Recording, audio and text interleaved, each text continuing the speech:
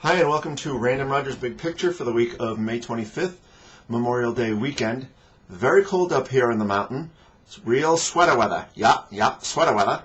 Anyway, wanted to try and tie in a couple of what I hope will be common sense ideas into what's going on, and then tie that in, if I can, with a current event type of thing in the market. So first up, common sense. You know, if you've been watching CNBC or any of the other things, or depending on what you read, you know, they'll always ask you, is now the time to buy financials, or should you buy energy? Brazil's at an all-time high, should you buy it? That sort of thing, which is, in a way kind of amusing, obviously. But it invariably, it overlooks one thing, and you never, or rarely anyway, do you hear the guys say this, but, if you believe in diversified portfolios, you've got energy, you've got financials, you've got Brazil via, most likely some sort of emerging market, something or other. But you maintain these exposures all along. To the extent that you actively manage your portfolio, then maybe you try to, overweight something at a particular time and then underweight it or whatever. Some people do, some people don't. But the common sense idea here is that you already have the exposure, and that just seems to get lost in the mix. And so, if I didn't just say this, you're capturing leadership from something like energy or like Brazil, whatever, and the laggard is financials. At some point, financials will not be the laggard; they will provide leadership. Everything has its day eventually. That's just how markets work. But for now, that's how it is. And so, in taking a kind of a bigger picture look at the entire market, I've kind of touched on these things before, and actually I think maybe I've touched on this, specific notion before. But if you take a look at, again, big picture, all the things that are going on, whatever the hell is the truth, the real story about the housing market, whatever that is, certainly is not small. So that's one thing. The inability to access liquidity, to the extent that that's tied with housing via mortgage, bonds, or whatever, doesn't really matter for purposes of the conversation. But you've got that. The extent to which the dollar is getting pounded, the length, of cycle for the bull market from, depending if you count from November of 2002 or March of 2003 up until whenever you think it ended, for a cyclical bull, that's a pretty good run, time-wise. That's a pretty good length of time. You add up all of these things, the various deficits, the imbalances, on and on and on, the extent to which, we're being kept afloat by China buying our debt and so forth, it seems common sense-wise, well, how the hell, with all that going on, is a stock market going to do well? And so, as a result, it rolled over very predictably, into what I think is a bear market, yet to be seen if it's a normal bear market. I think that will be the case. The action this week kind of supports the idea in that we rolled over, went down for a while, have had a pretty lengthy, healthy, feel-good rally. In magnitude, it really was not that big as bear market rallies go, but in terms of duration, I think it was pretty long, actually, better than 2 months, pretty long time. That is kind of the big macro, is how are stocks going to go up until that stuff starts to work itself off, or until time goes by.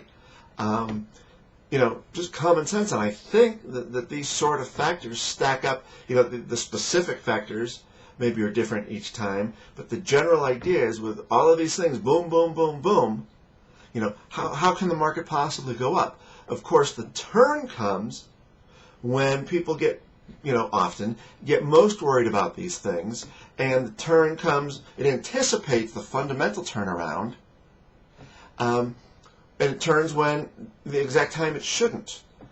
However, usually that is after a longer period of time than what we've had so far.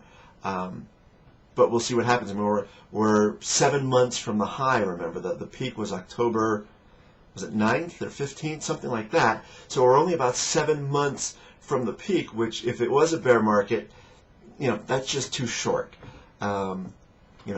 those are just my thoughts. But I think that's a very common sense look at things.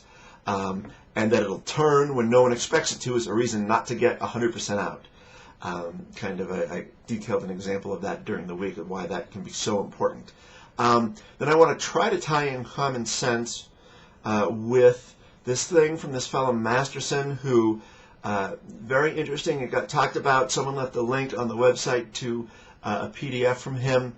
And if I understand it correctly, and I don't, you feel free to tell me, but as I understand it, the creation of, or the awareness, let's put it this way, of commodities as an asset class, which then created a proliferation of investment products, and this is the case with every mania/theme as investment products galore get created, that with this proliferation of these products, it has altered the supply and demand dynamic within the space.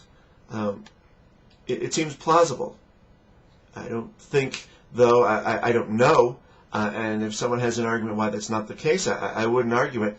For my purposes, I don't think I really care,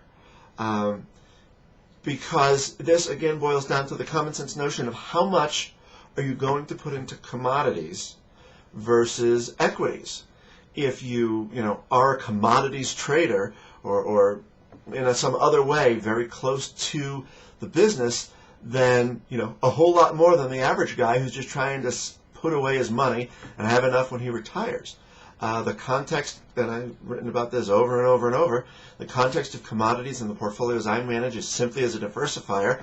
When things get bad, I would expect, stocks to go down and commodities to go up. That works most of the time. The trend overall clearly has been up. I think it will continue to be up. But I don't think investing in stocks is permanently broken, not by a long shot. There's nothing going on now that is abnormal, not in terms of magnitude, not in terms of duration, nothing. It's for people who assign emotion to the market, it's a scary time that is completely the same with different pieces of the puzzle that make the story, but the net result is the same as it's always been. If I get proven wrong and it's somehow meaningfully worse, then I'll be proven wrong. But for now, there's nothing about this that's abnormal. That means if stocks aren't broken, that they will right themselves at some point, whether it's a year from the top, 18 months from the top, or 2 years from the top, and then work their way higher. Hopefully that makes sense. Have a great long weekend.